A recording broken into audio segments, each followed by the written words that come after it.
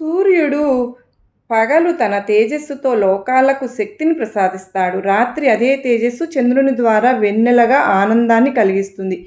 ఈ విధంగానే అహర్నిశలు మనల్ని బాబా కాపాడుతారు. సర్వే జనా సుఖినో భవంతు. ఓం సాయిరామ్. నీ చేతిని నా చేతిలో ఉంచు నిశ్చింతగా. నా సంతతి నా మాటను వినాలనే కోరుతాను. నా మార్గంలో ఎప్పుడూ నడవాలని కోరుతాను.